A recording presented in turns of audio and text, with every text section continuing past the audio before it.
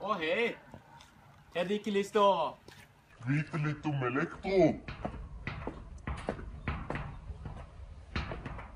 Hva? Han forklarer det ikke.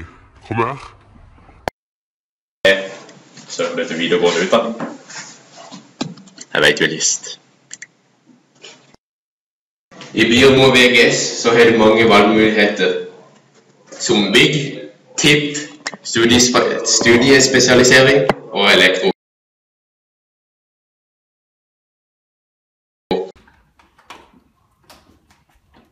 Hei. Dette er elektrofaget, hvis du ikke visste. Dette her har vi elenergi. Dette her driver vi og kobler tavler i praksis.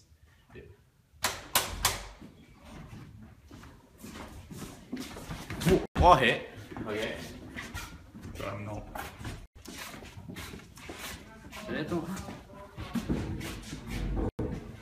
Dette er automatisering.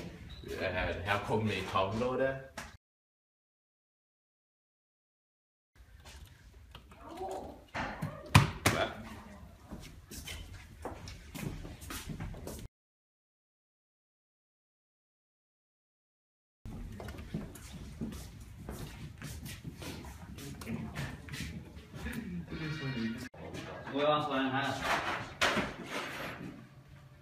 Wait,